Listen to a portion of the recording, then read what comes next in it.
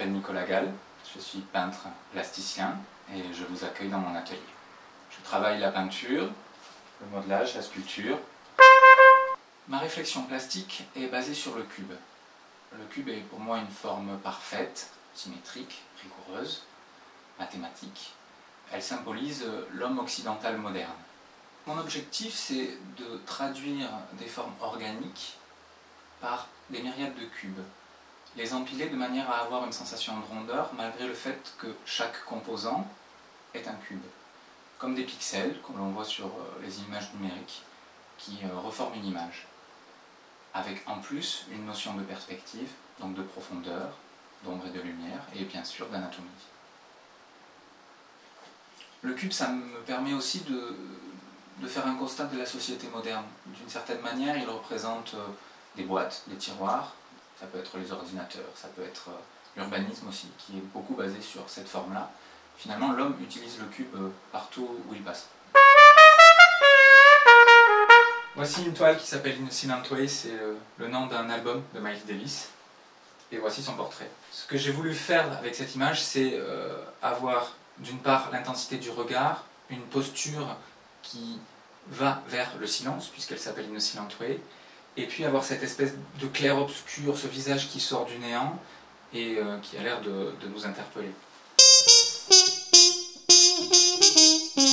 Donc ici, il s'agit d'une œuvre en argile qui a été recouverte de résine, de manière à avoir un côté brillant, comme si elle sortait de l'eau, comme si elle émergeait d'une surface de l'eau.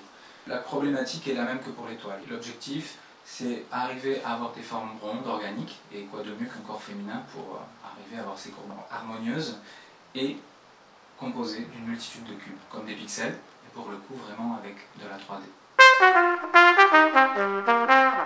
Ici, c'est une série sur les animaux.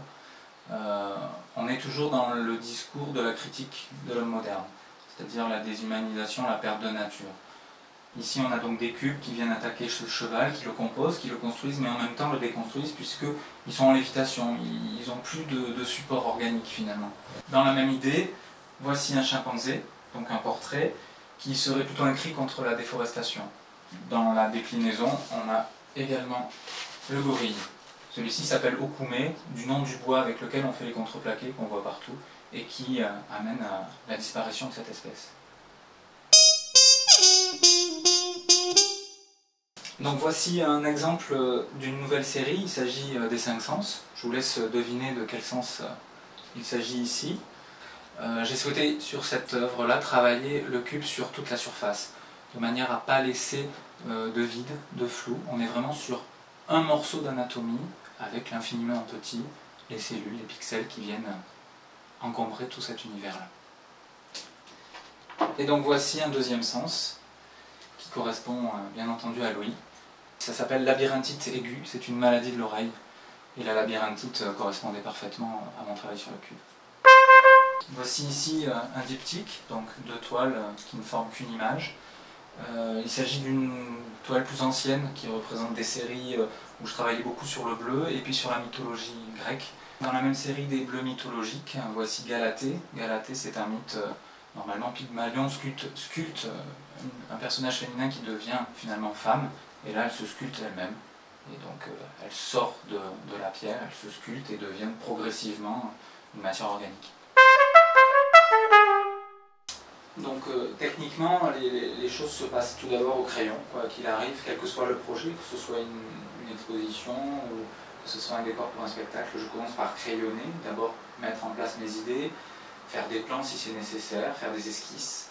Et ensuite, va se poser la question du matériau à employer en fonction de tel ou tel projet. Donc ça peut être du fer, du bois, ça peut être de la résine, ça peut être, si c'est pour des toiles, il s'agira de gravure, de pyrogravure, donc de gravure sur bois, de brou de noix, le jus qui sort des noix pour peindre, l'aquarelle, la peinture acrylique. Bref, le champ des possibles est énorme et chaque matériau a quelque chose à exprimer. Donc en fonction de ce qu'on veut dire, on utilise un matériau précis.